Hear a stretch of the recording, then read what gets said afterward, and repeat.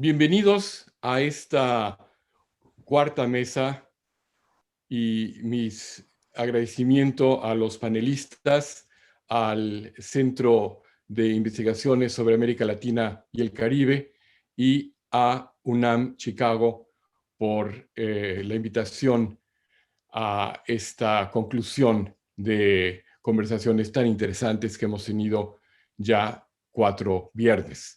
Yo soy Benjamín Juárez Echenique, director del Centro de Estudios Mexicanos de la UNAM en la ciudad de Boston, donde está nevando en este momento, pero con toda calidez damos inicio a una discusión sobre identidad y cultura, porque muchas veces identidad, cultura y poder encuentran oposiciones para desarrollar una cultura identitaria propia, ya sea por cuestiones de raza, de género, de geografía, de tantos temas donde se entrecruzan los derechos humanos, los estudios culturales, la literatura. Y quisiera invitar en primer lugar a mi colega y amigo, el doctor Luis Jiménez, de la Universidad de Massachusetts en Boston, a que nos haga una presentación desde una perspectiva de las ciencias políticas, pero también conceptual de lo que es identidad y poder. Adelante, Luis. Muchas gracias, Benjamín, y gracias a todos por la invitación. Como dijo Benjamín, yo soy Luis Jiménez, yo soy Associate Professor Political Science en el Departamento de Ciencias Políticas en la Universidad de Massachusetts en Boston. Y es un placer para mí hablar justo de estos temas que tienen mucha relevancia. Si me permiten, voy justamente a compartir con ustedes mi pantalla. Y es justo de esto de lo que vamos a hablar. Primero, quiero hablar de la idea de la identidad como concepto. La palabra identidad proviene del latín idem, que quiere decir lo mismo. Entonces, la identidad es un proceso social donde se enfatizan las similitudes entre personas, yendo del yo a nosotros. Por definición, la identidad se construye al incluir y excluir. Somos nosotros y ellos. Pero entonces, al determinar los ellos, se tienen que incluir o excluir diferentes formas que vamos a hablar un poquito. Esto es completamente fluido, o sea que fluye constantemente, porque siempre está en un proceso co-constitutivo que pregunta quiénes somos nosotros. Y esto es en virtud no solo de lo que nosotros hacemos, sino también lo que los otros hacen y dicen. De forma que al construir nuestra propia identidad, siempre se tiene como, digamos, un espejo que viene de los demás. Eso es muy importante porque juega un rol crucial cuando estamos hablando de políticas, que es lo que viene ahora. La identidad política es una parte de la identidad de las personas que puede variar en tamaño. Para algunas personas la identidad política puede ser digamos, su única identidad o su identidad más importante. Para otras personas, obviamente, la identidad política puede no tener ningún sentido, puede ser meramente irrelevante. Pero lo importante es que el conjunto subjetivo, que siempre es subjetivo, de valores, ideas y creencias sobre la forma u organización social que debe tener el mundo. Entonces, esta forma de identidad que viene de los valores, de las ideas y de las creencias es subjetivo y puede cambiar o no dependiendo de las otras personas y del entorno social en que se esté. De hecho, la manera específica del mundo es en sí parte de la identidad política. O sea, si a mí me importa mi comunidad, o si me importa mi estado, o el país, o el planeta, o si quiero de alguna forma renovar o cambiar estas demarcaciones sociales. Todo eso tiene que ver con la identidad política. Los politólogos se han preocupado mucho, esto ha sido un tema de muchas décadas, de tratar de averiguar cómo es que esto se da en las personas. Y entonces al preguntar cómo se forma la identidad política, realmente lo que uno está preguntando es cómo viene a darse que algunos valores se vuelvan más importantes que otros. Estos valores podemos estar hablando de cosas como la democracia, la justicia, la ética, pero también cosas como quién debe de tener más poder o menos poder. Son muchas, es una cosa muy extensa de lo que estamos hablando. Los politólogos originalmente se preocuparon mucho por investigar lo que ellos llamaban agentes socializadores. Y esto sucedía porque los politólogos querían saber, más que nada, por qué la gente votaba como votaba. Porque esta parte de la identidad política, ellos decían, tenía mucho que ver con la forma en que votaban. Entonces, estos agentes socializadores, que sería la familia, la escuela, la iglesia, los partidos políticos, los sindicatos, cualquier tipo de organización que de alguna forma llevara a las personas a identificarse en su identidad, pudiera ser esto.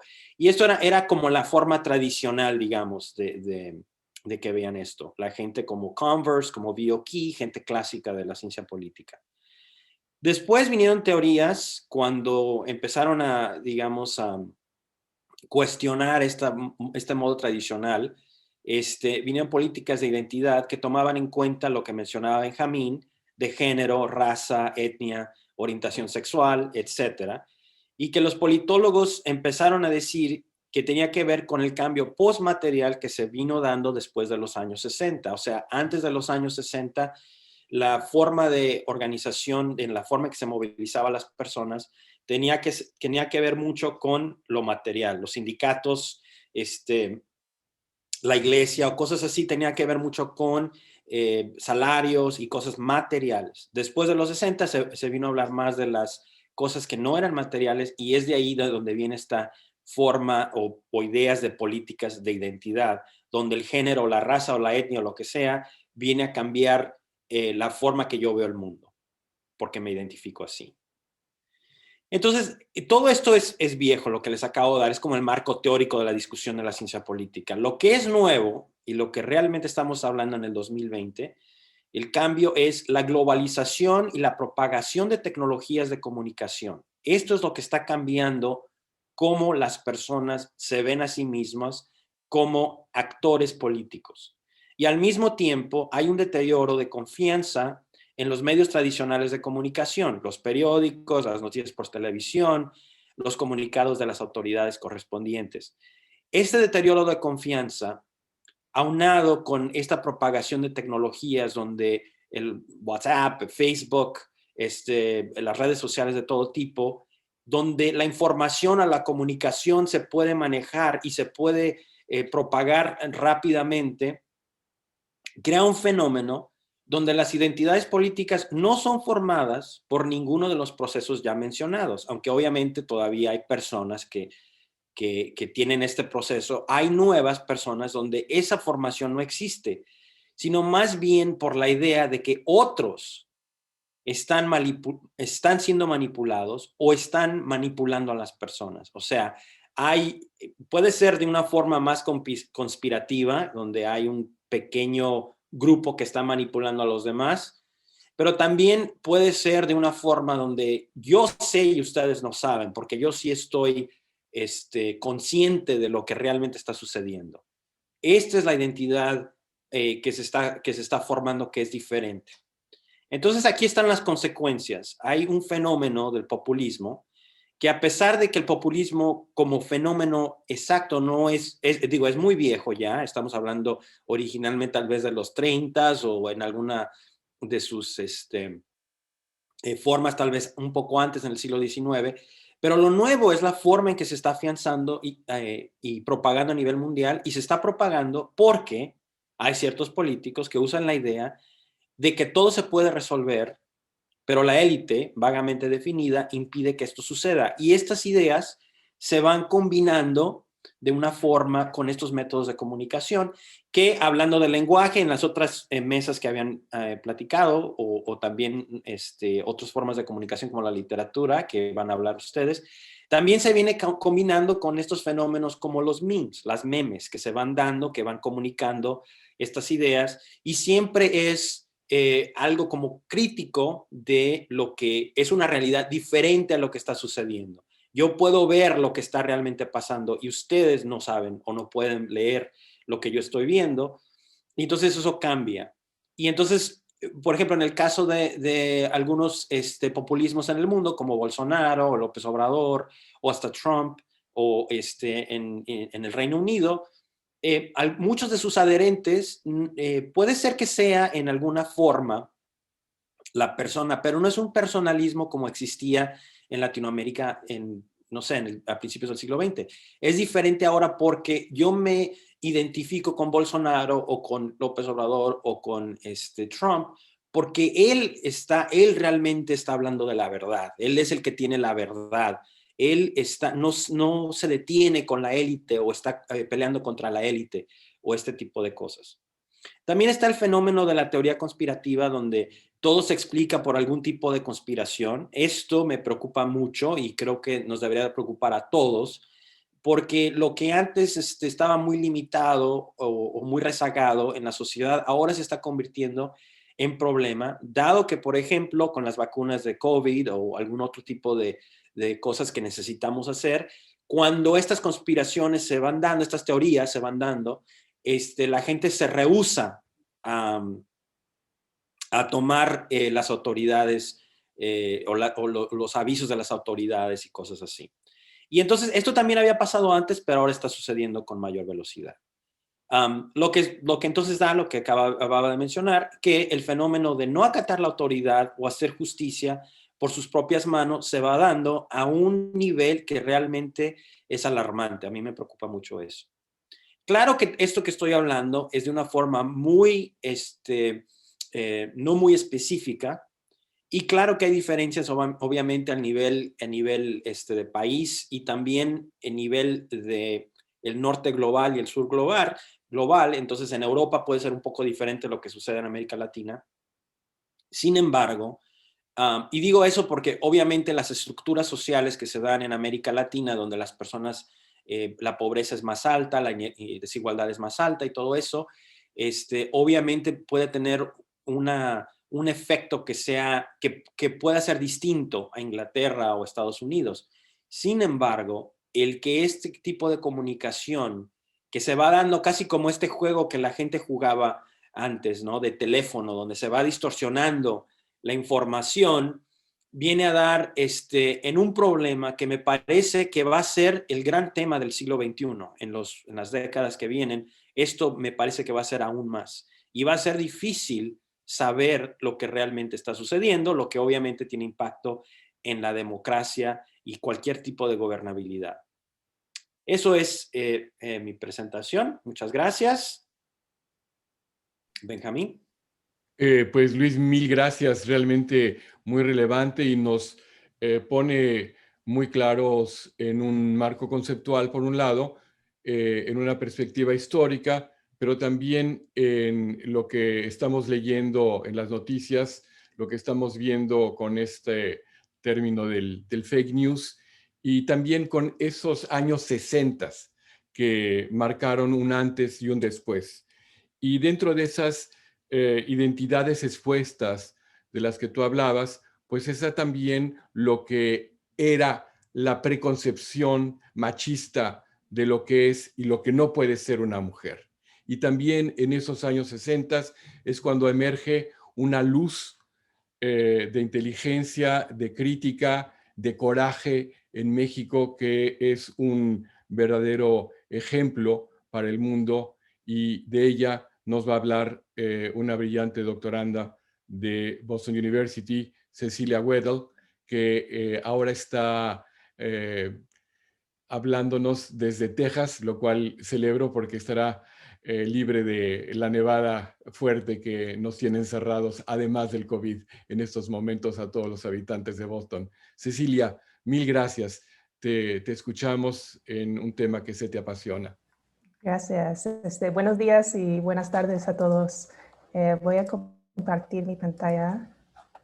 Bueno, antes de todo quiero agradecer a la invitación de profesor Juárez y a las varias instituciones en México y en los Estados Unidos que hayan hecho posible estas mesas redondas.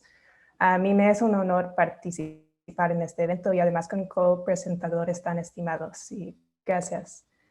En febrero de 1971, la escritora mexicana Rosario Castellanos dio un discurso en una conmemoración del Día Internacional de la Mujer. Este discurso lo caracteriza Elena Poniatowska como un grito de denuncia que la convirtió en precursora de la lucha de las mujeres mexicanas. Se ha hablado mucho del efecto feminista de las obras literarias de Castellanos. Hoy quiero hablar un poco sobre su construcción deliberada de una identidad feminista y mexicana en sus escrituras no ficcionales, sobre todo en sus ensayos periodísticos. En sus ensayos, Castellanos nombró a las tradiciones culturales que mantenían a las mujeres mexicanas como, en sus palabras, sujetos inferiores, y cuestionó qué era lo que se necesitaba hacer para cambiar este estado de desigualdad. Pues, ¿qué dijo Castellanos en su grito de denuncia del 71?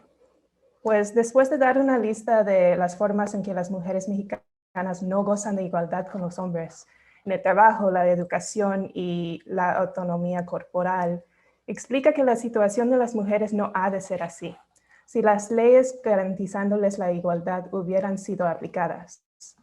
Pero escribe, nos damos el lujo de violar la ley para seguir girando como mulas de noria en torno de la costumbre. Aunque la ley se haya hecho y lo sepamos para corregir lo que la costumbre tiene de obsoleto, de viciado y de injusto. El tratamiento de la mujer mexicana de costumbre lo había descrito Castellanos en muchas escrituras hasta ese momento. En un ensayo del 64 llamado Costumbres Mexicanas, da una descripción seca del matrimonio, que según ella está previsto y sujeto a reglas bastante rigurosas. Dice que la esposa, si es rica, es convertida en un mueble decorativo que puede ser transportado para su lucimiento a fiestas y reuniones. Y la esposa con menos medios y tiempo también tiene la obligación de ser un elemento decorativo. Pero encima de eso desempeña todas las faenas domésticas y anualmente alegra su hogar con la visita de la cigüeña. En el 69, escribe que la dependencia de la esposa en un matrimonio mexicano es tan completa que acaba por ser tomada como una de las propiedades privadas del Señor. Y en el 68 explica que se educa a las niñas en nuestro país para la maternidad. Es este panorama que la lleva a decir en un artículo del 63 que hay tres figuras en la historia de México en las que se encarnan hasta sus últimos extremos diversas posibilidades de la femineidad. Son la Virgen de Guadalupe, la Malinche y Sor Juana Inés de la Cruz. Hay que considerar estas figuras en relación con las llamadas costumbres femeninas de matrimonio y maternidad. La Virgen, quien Castellanos describe como la mujer que sublima su condición en la maternidad, es una figura de una virtud imposible. Es madre y al mismo tiempo es virgen. Al contrario, la Malinche, escribe Castellanos, encarna la sexualidad en lo que tiene de más irracional y más indiferente a los valores de la cultura.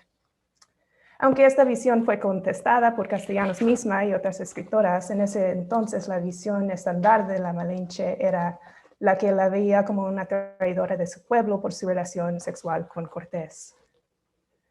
Finalmente, Sor Juana representa para Castellanos el sacrificio que una mujer hace para llevar una vocación totalmente intelectual. Sin otras opciones, Sor Juana renunció al matrimonio y con ello la maternidad para abrir sus posibilidades de estudio.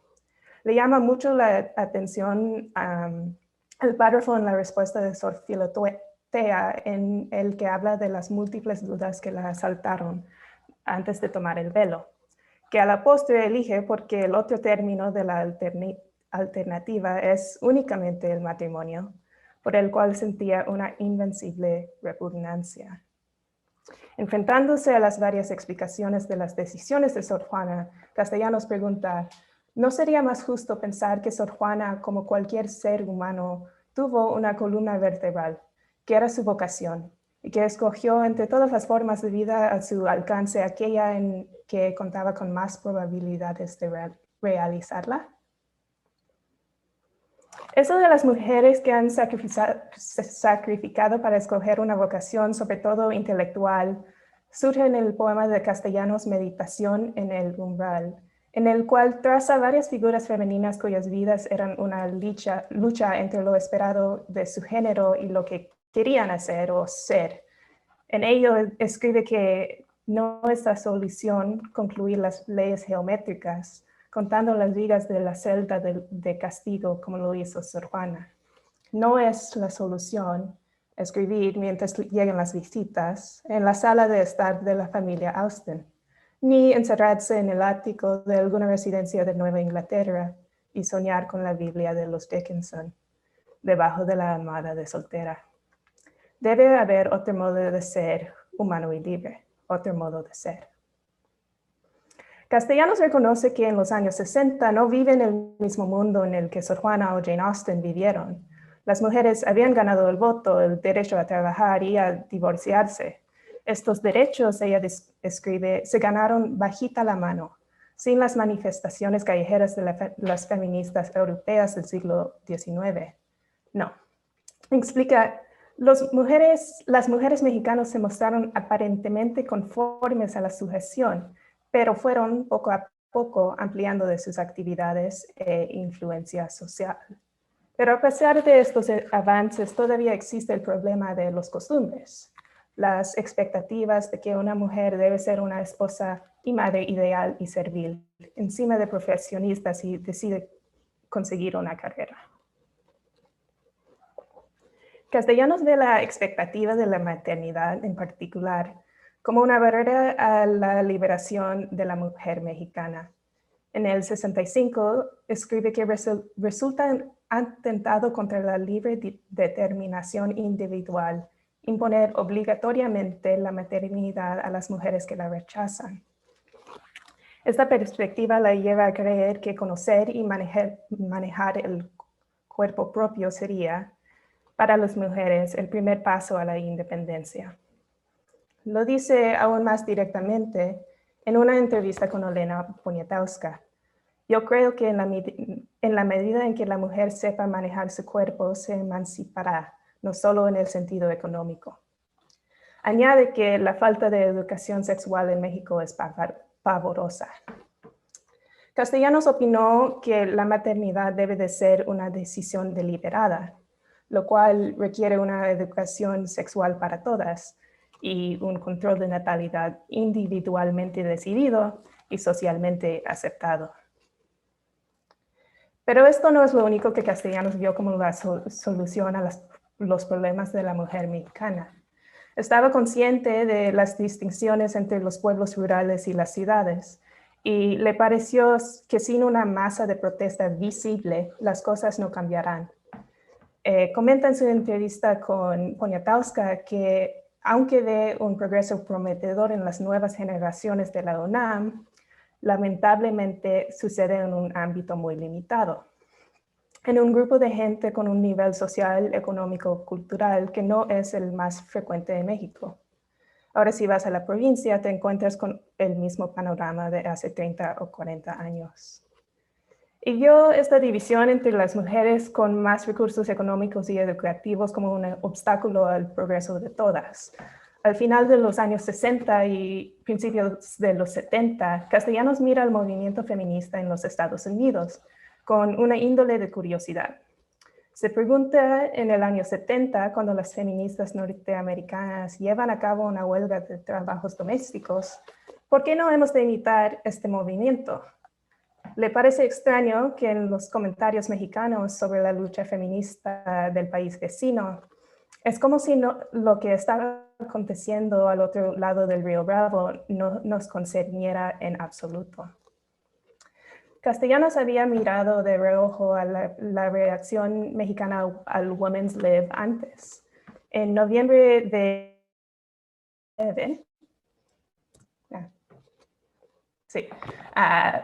describe el movimiento norteamericano como la revuelta feminista contra el sexismo y otra vez considera la reacción mexicana a ella, diciendo, Nosotras, al sur de la frontera del río Bravo, contemplamos la aventura desde lejos, como si el asunto no nos concerniera.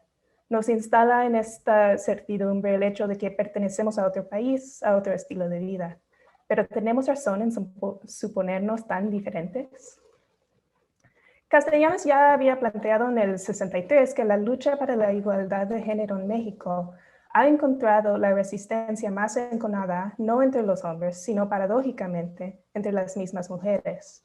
Le extraña que las mujeres más emancipadas mexicanas no aprovechan sus medios de expresión para una rebeldía franca y que todavía los hombres necios que acusáis de Sor Juana sigue siendo nuestra protesta más audaz.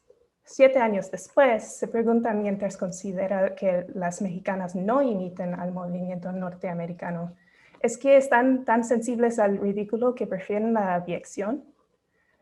Continuando la crítica, sugiere que el sistema de clase mexicano permite esta inacción y que no será así para siempre.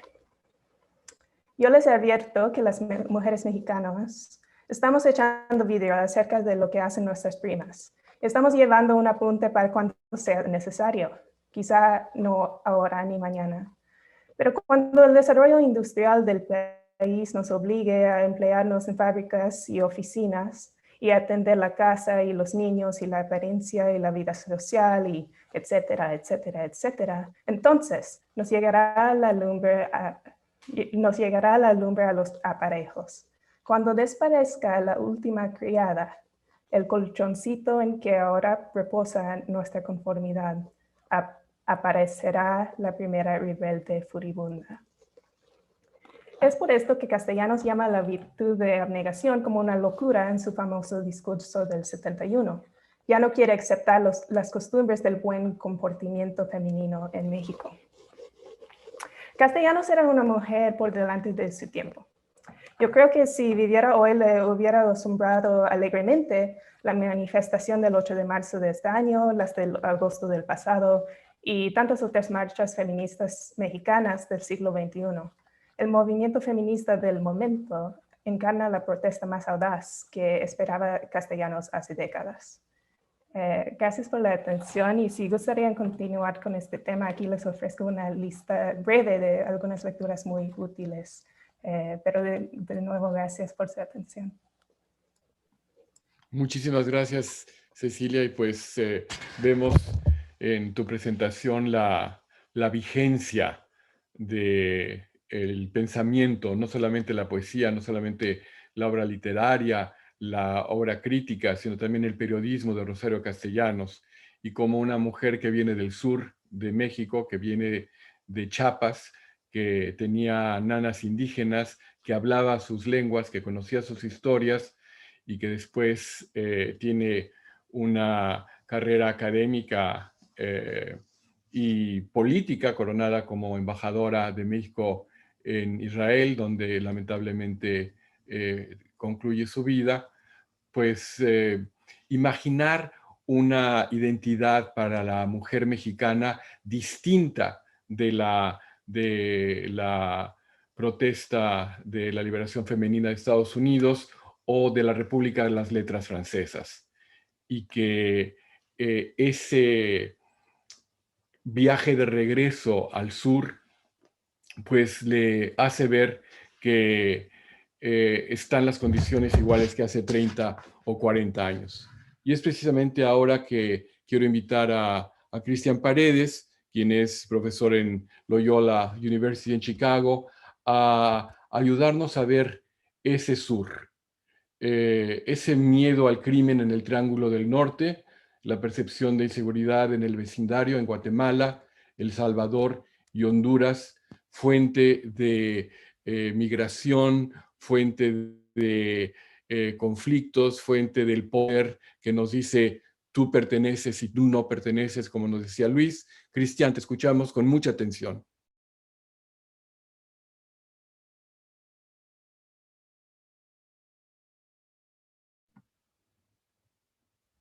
Te pido que abras tu micrófono, por favor.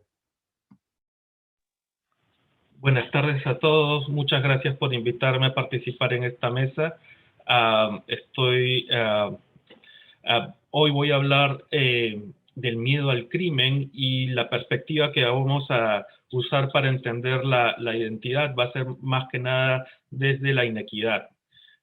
Como ya me presentaron, soy Cristian Paredes, Assistant Professor en el Departamento de Sociología en Loyola University, Chicago. Hoy hablaré sobre el miedo al crimen en el Triángulo Norte de Centroamérica. Actualmente las coautoras de este estudio, Sky Martin y Keila Navarrete, y yo estamos escribiendo el manuscrito de esta investigación. El Triángulo Norte se caracteriza por ser una de las regiones más desaventajadas en Latinoamérica. Estos países se caracterizan por altos niveles de pobreza, instituciones políticas frágiles, altos niveles de desintegración social y altos niveles de violencia. Estas figuras resumen las desventajas de los países del Triángulo Norte. El uso de Estados Unidos como referencia de región desarrollada no es casual. Estados Unidos ha tenido una influencia significativa en el desarrollo de los problemas estructurales de estos países, sea a través del apoyo histórico a regímenes de derecha o a través de la promoción de políticas neoliberales. Estos problemas se reflejan en grandes rasgos en las diferencias significativas en los índices de desarrollo humano, en las diferencias del coeficiente de desigualdad humana y también en las diferencias en tasa de homicidios. Como pueden ver en las tres figuras, Estados Unidos lleva una gran ventaja en relación a los países del Triángulo Norte. Y hay que considerar que estos problemas son actualmente un factor importante en el incremento de los flujos de migración de los países del Triángulo Norte a Estados Unidos. Actualmente esta migración califica como una crisis humanitaria.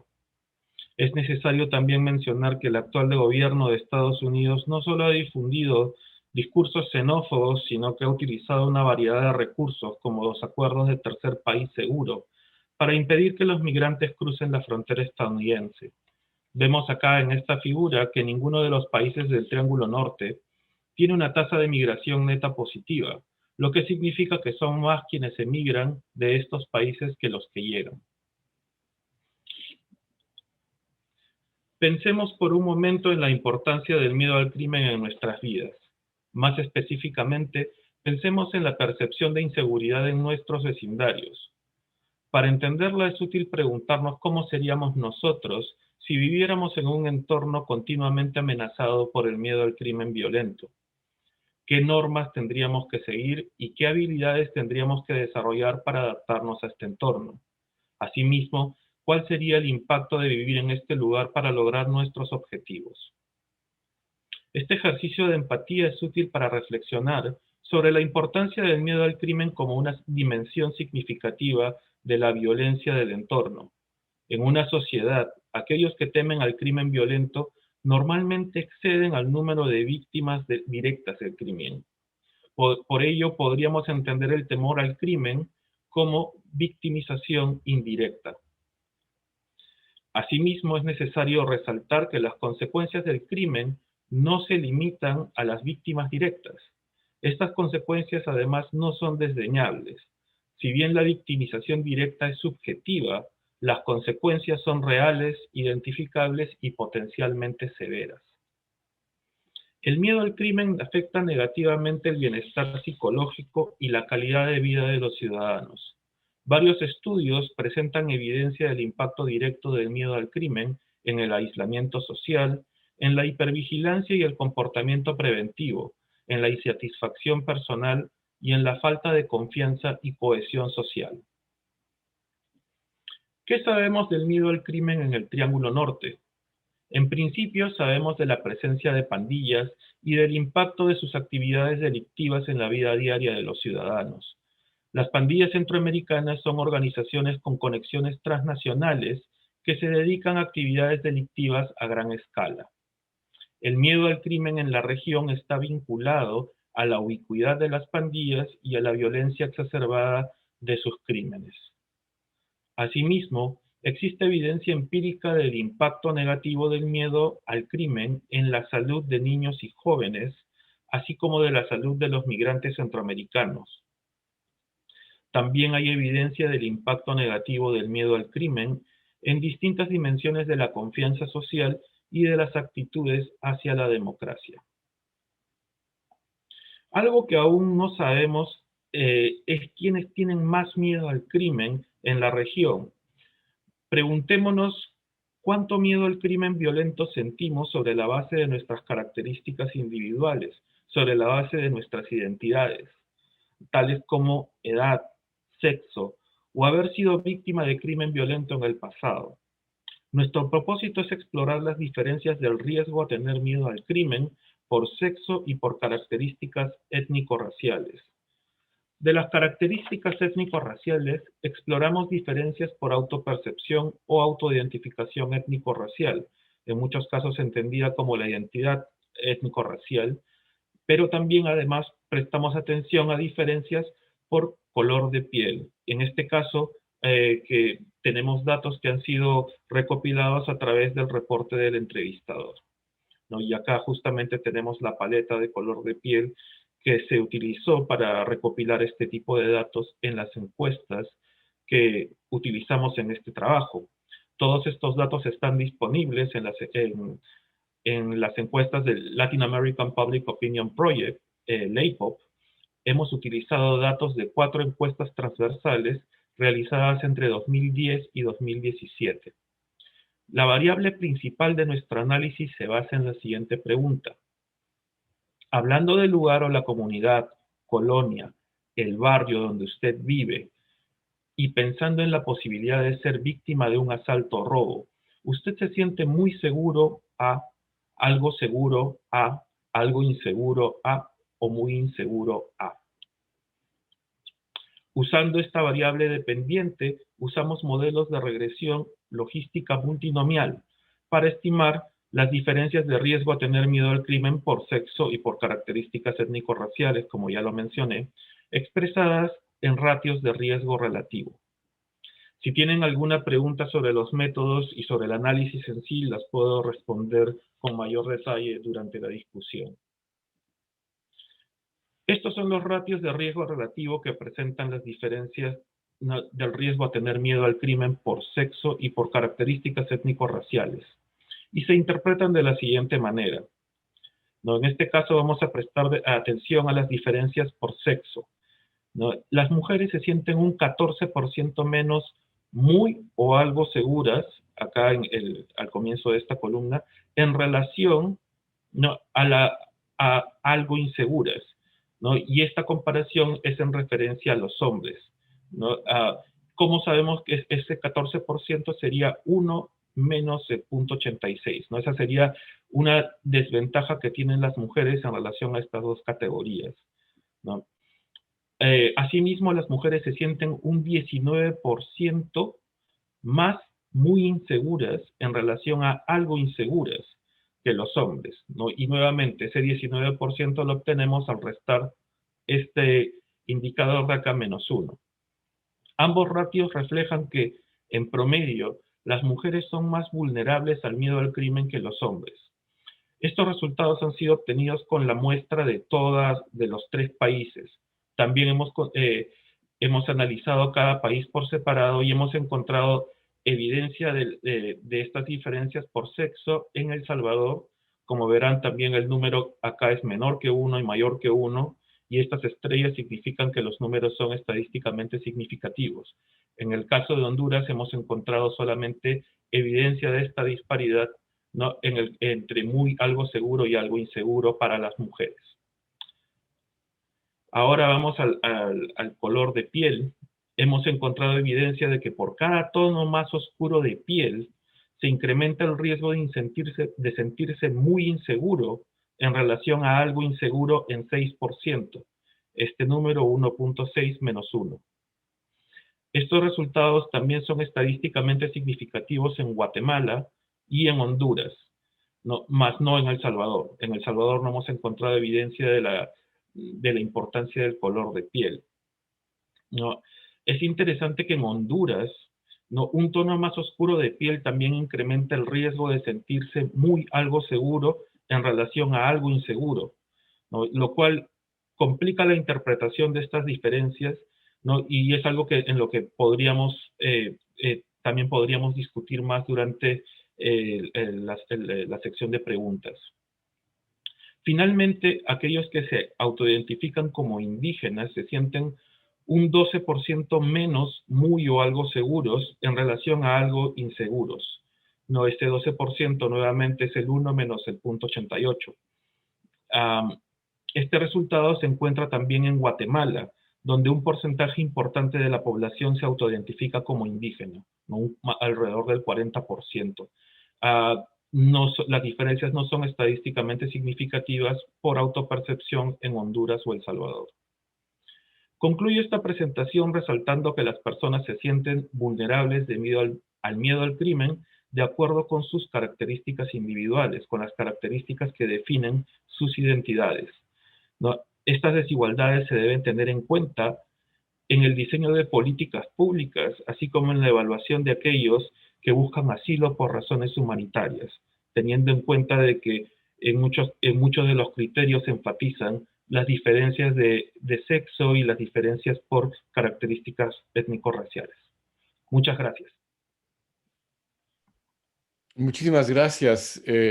Realmente las herramientas de la sociología nos permiten conocer con mucho mayor confianza numérica muchos puntos de lo que tendría que implementarse en legislación, en derechos humanos, pero también en políticas públicas.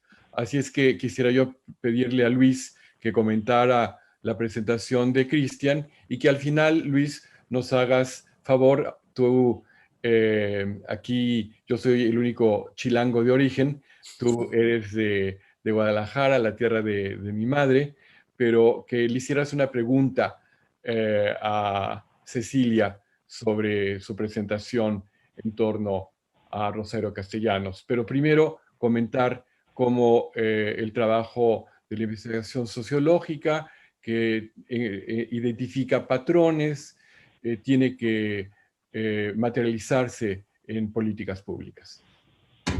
Y muchas gracias, Benjamín. Me pareció excelente, Cristian, tu ponencia. Sí tenía varias preguntas.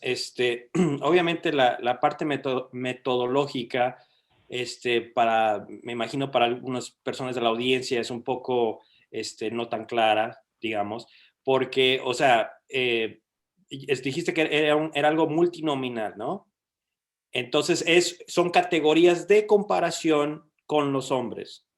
Así es, ¿no? Sí, en el caso de las mujeres, si regreso a la tabla, en la fila donde dice mujeres, la referencia son los hombres. Ok, pero en la parte de la raza indígena y etcétera, no es. ¿Qué es la categoría residual? La categoría de referencia es mestizo. Es mestizo. En el caso de los análisis. Sí. Ok. Muchas gracias porque esa parte no la quedé clara. Ok, pero es súper interesante lo que mencionas porque obviamente los hombres son las víctimas más comunes de este tipo de violencia. No hay más hombres que matan o que se matan entre sí, pero las mujeres bueno, no sé, tal vez explica un poco por qué las mujeres tienen más miedo o qué es tu perspectiva, una de las cosas que te pediría. Y la otra cosa es que me gustaría que pudieras ahondar un poco en lo que está haciendo el Triángulo Norte. Obviamente El Salvador, el presidente que se suponía iba a tener un poco de innovación, parece que no ha tenido nada. Y si pudieras un poco hablar sobre eso. Ok, voy a comenzar hablando sobre la diferencia de sexo. No, prefiero en este caso hablar de sexo antes que género, porque solamente tengo una variable que puede distinguir esas características. Y la evidencia apunta que las mujeres tienen más miedo en general de la violencia. Hay que recordar que el miedo al crimen, como lo mencioné, no es exacta, si bien está relacionado a la victimización, no es lo mismo. Son dos dimensiones de violencia distintas, ¿no? Y en este caso, creo que la violencia a las mujeres se puede explicar por mucho de lo que también Cecilia estaba mencionando, ¿no? Las desigualdades estructurales y cómo se conceptualiza la mujer en estas sociedades. Eso, a su vez, hace que las mujeres sean víctimas de crimen de otras maneras, por lo cuales también tienen miedo. Tradicionalmente en la literatura de sociología y de criminología se subraya, ¿no?, que ha habido siempre evidencia empírica que las mujeres han tenido más miedo al crimen que los hombres, también por el tipo de roles que tienen en la sociedad, ¿no? Y esto, en general, algo de lo que podemos decir en relación al miedo al crimen en el Triángulo es que se ha mantenido estable, inclusive ha incrementado un poco la sensación de mayor violencia, no solamente en El Salvador, que es donde están establecidas las pandillas como organizaciones bastante complejas, sino también en Guatemala y en Honduras. También por un asunto geográfico bastante lógico que entre ellos se expandan, ¿no?, y se fortalezcan como instituciones de crimen para poder seguir operando, ¿no? Y algo de lo que he visto en los datos es de que este miedo, eso puede también estar reflejado en el incremento del miedo tanto en Guatemala como en Honduras. Ahora, en El Salvador, en promedio, el miedo sigue siendo mayor, y así como también la incidencia de homicidios, ¿no? La tasa de homicidios en El Salvador es mucho mayor que en cualquiera de los otros dos países. Bueno, después volvemos con el tema del presidente porque me gustaría que ahondaras en eso, pero déjame preguntarle algo a Cecilia, conectando un poco estas cosas de identidad y del feminismo. ¿Sabes lo que yo estaba pensando, Cecilia, mientras estabas presentando lo que estabas diciendo de Rosario Castellanos, que mencionaste muy brevemente, es precisamente lo que está pasando en México, de las diferentes movilizaciones feministas de diferente tipo que se están dando en la Ciudad de México y en otras partes del país. Y lo que yo estaba pensando es que conectaba conmigo porque yo decía que la comunicación a través de WhatsApp, YouTube y diferentes formas se movilizan diferentes cosas que pueden tomar cosas que ya son bastante viejas, el feminismo, con cosas diferentes, una nueva concepción, digamos. Entonces, lo que me gustaría que nos comentaras es, ¿cómo ves la diferencia entre estas manifestaciones modernas o, digamos, contemporáneas de lo que hablaba Rosario Castellanos? Porque Rosario obviamente estaba hablando del futuro. Mencionaste varias veces que dijiste que del futuro, en el futuro, en tantos años.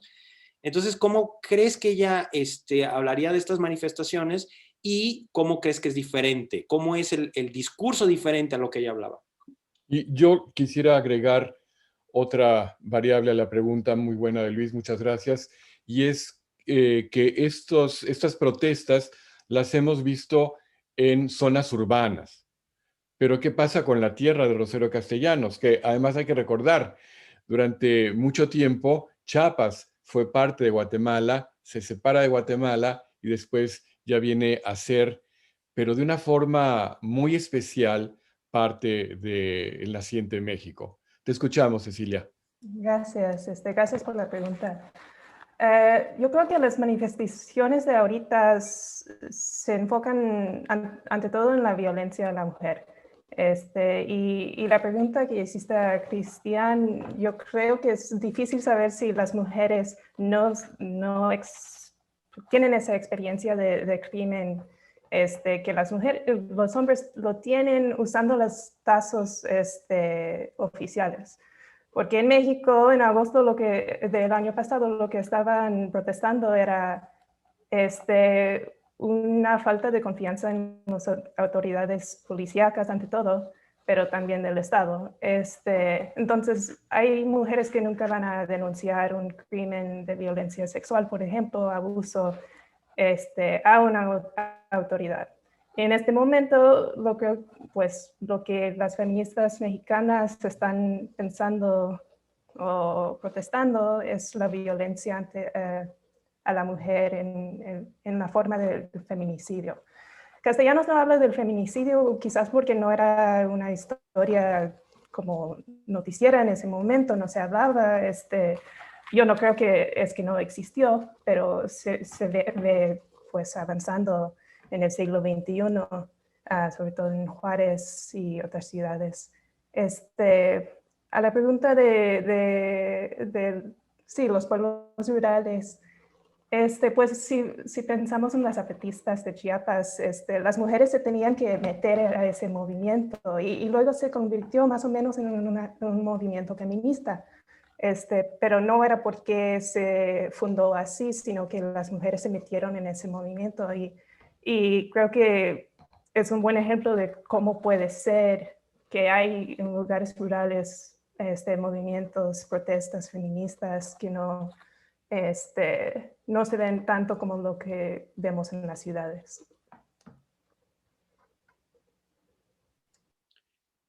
Cecilia, nada más para aclarar un excelente punto que mencionas.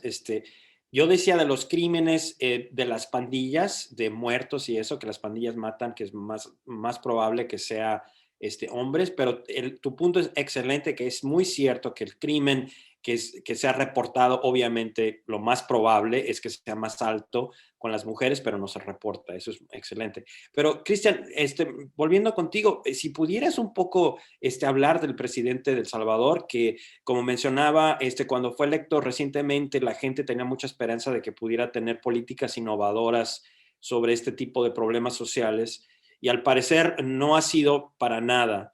Entonces, no sé qué puedes decirnos desde tu perspectiva y desde tu investigación, qué pudiera él tomar o alguna política pública tomar de lo que tú has encontrado. Bueno, en realidad no estoy familiarizado con políticas públicas diseñadas para tratar el miedo al crimen. Hasta donde tengo entendido, las políticas en Bukele se pronuncia bien, ¿verdad? Han sido más de represión y de control, ¿no? Pero son políticas que en realidad el problema del crimen en estas zonas es muchísimo más complejo de solamente atacar a organizaciones criminales, y eso también es un tema aparte, porque el crimen en todas estas regiones y particularmente en El Salvador, ¿no? Estamos hablando de organizaciones que tienen mucho poder y que están profundamente conectadas con distintas instituciones en los mismos países. Yo no sé hasta qué punto las políticas de mano dura van a tener un impacto en reducir el miedo. Probablemente no sería así. Es probable que también haya repercusiones en que el miedo se incremente. Cuando pienso en las políticas de esa naturaleza, también pienso en el tipo de violencia que Guatemala tiene, que es donde Guatemala tiene todavía la herencia de la violencia de alguna manera promovida por el Estado, que actualmente también se combina con el tratamiento de las pandillas de maneras muy complicadas. Y cuando yo me refería en realidad a lo de las políticas públicas, me refería a ver de qué manera se puede empoderar a las personas, ¿no?, que tienen características especiales, ¿no? En este caso, ¿no?, cómo podríamos proveer recursos a las personas para que puedan empoderarse y a su vez tratar de sobrellevar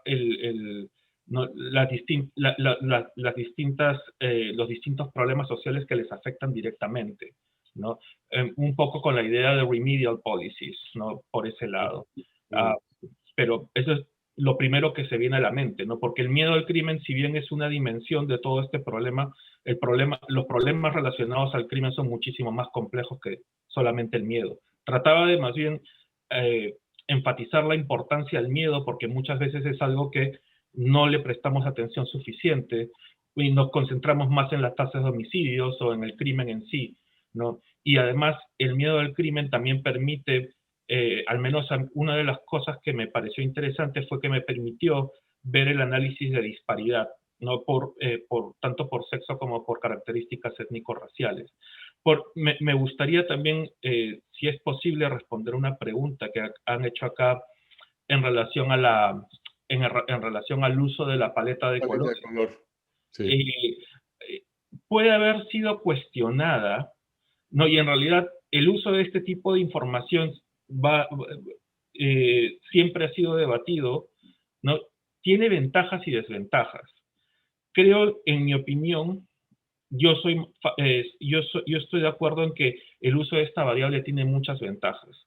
No es necesariamente, sabemos que la percepción de color de piel es algo subjetivo, pero también es algo que podemos tener en cuenta al momento de analizar estos datos. Y es algo que, bueno, no he entrado al detalle en el análisis sobre qué es lo que hemos hecho para tratar de controlar un poco la subjetividad, ¿no?, de la valoración de estos colores de piel.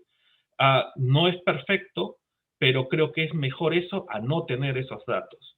Ahora, en relación al trabajo de campo, nos permitiría probablemente tener una idea más, sería otro tipo de pregunta de investigación, una pregunta más cualitativa, en la que nos permitiría ver cómo aquellas personas que son más oscuras podrían experimentar este tipo de violencia. Pero en este caso el objetivo ha sido más que nada buscar evidencia representativa de la región, por lo cual el uso de técnicas cuantitativas ha sido necesario.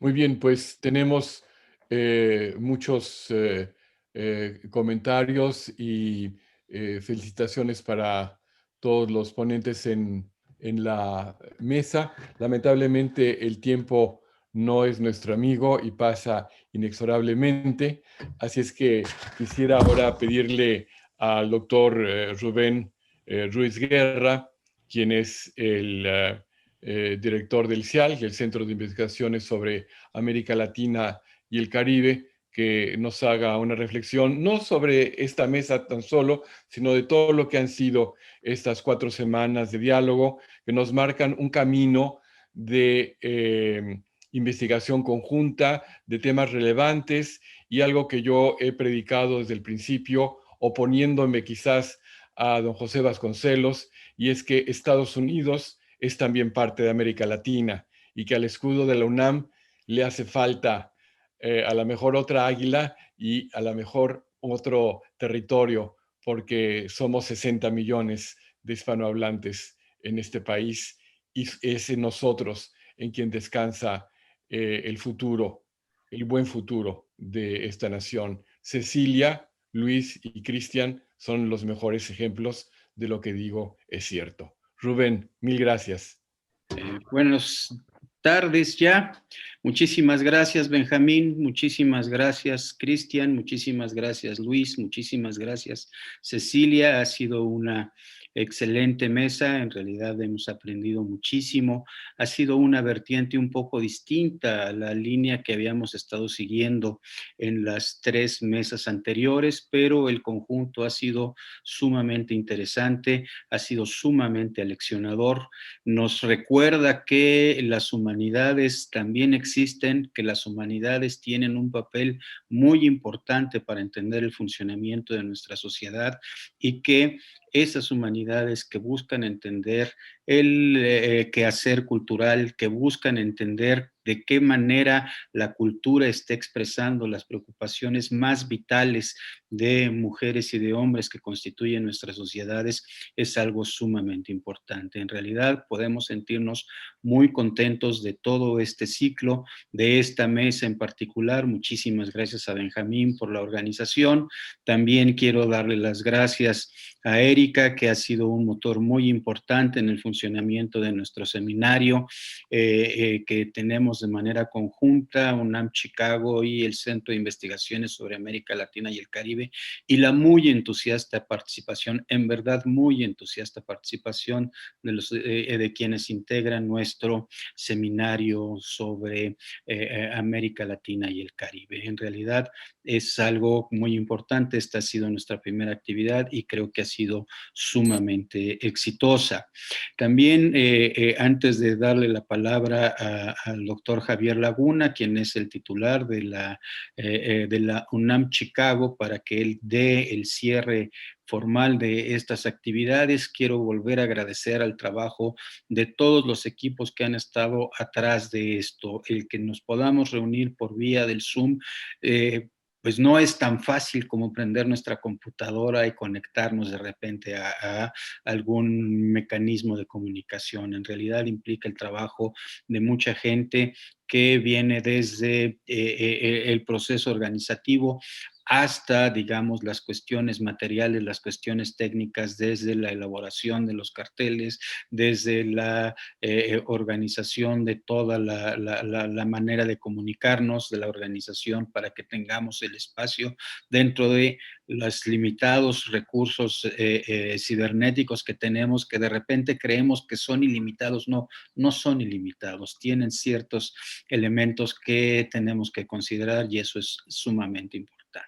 En verdad agradezco la participación de todas y de todos ustedes y pues no me resta más que agradecer esto y darle la palabra al doctor Javier Laguna para que despida este ciclo de mesas redondas que espero sea el primero de varias actividades académicas más que podamos realizar en conjunto. Javier, por favor. Gracias Rubén. Gracias por las palabras finales y me sumo a las felicitaciones a esta mesa redonda en particular, pero todo el ciclo en general. Este fue un ciclo que, como todas las cosas buenas, tarda mucho el proceso de construirlo y su consumo es fugaz.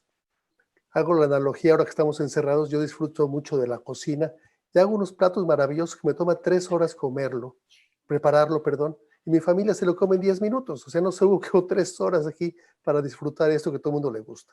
Lo mismo con esto, fueron 4 viernes, 4 mesas redondas que en esencia conjuntaron a 16 expertos y especialistas en cada uno de los temas que fueron religión, lengua, cine y identidad con este último. 16 especialistas que vienen finalmente representando a 13 instituciones, 13 entidades académicas diferentes, eso fue lo que se juntó aquí, de las cuales 9 entidades estamos en Norteamérica. Y esto es muy significativo, y esto me lleva un poco a la planeación de todo no de las mesas redondas, sino del seminario que hemos construido junto con el CIALC, UNAM Chicago y el CIALC, y las conversaciones que he tenido con los miembros de este seminario y con Rubén en particular, de cómo este es el primer paso en el camino hacia entender que el nombre de investigaciones sobre América Latina y el Caribe ya empieza a quedar corto porque estamos todavía suscritos a la cuestión geográfica, donde esto ya rebasó las fronteras geográficas.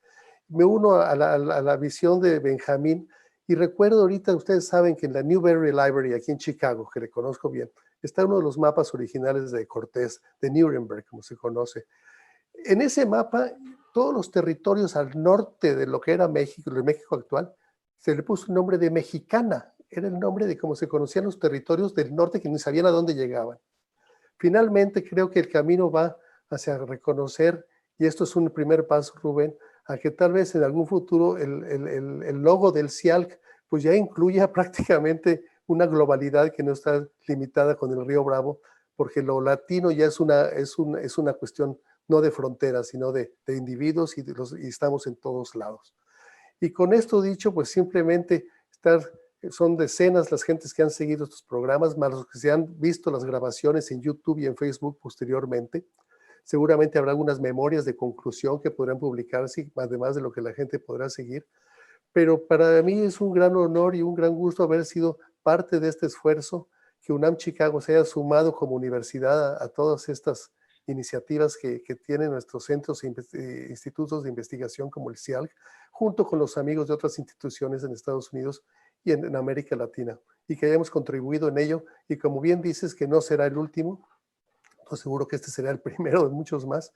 Y dicho lo anterior, bueno, felicitarlos a todos nuevamente y con esto dar concluidas los trabajos de Construyendo Identidades, Cultura y Poder y estas mesas redondas que nos unieron muy felizmente durante 4 viernes. Enhorabuena y felicidades a todos. Gracias.